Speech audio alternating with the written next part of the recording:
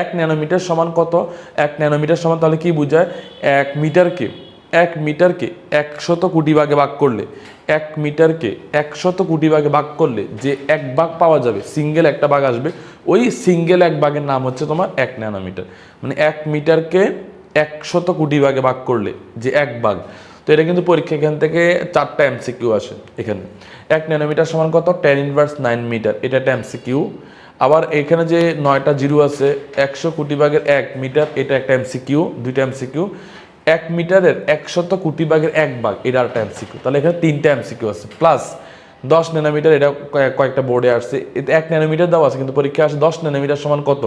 10 nanometre সমান তাহলে কত হবে? 10⁻8 মিটার। তুমি হিসাব করে দেখো, এখানে 1 ন্যানোমিটার যদি এটা হয়, এটার সাথে তুমি 10 গুণ করো, এটার সাথে 10 গুণ করলে একটা জিরো কমে যাবে, কারণ এই 10টা উপরে বসবে, বুঝছো?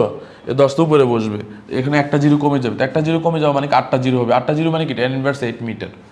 তো এখান থেকে 4টা এমসিকিউ আসে। 1 ন্যানোমিটার সমান কত? 10 ন্যানোমিটার সমান কত? এটা, এবং হচ্ছে 1 মিটারের 100 কোটি ভাগের 1 ভাগ। এখান থেকে 4টা এমসিকিউ আসে।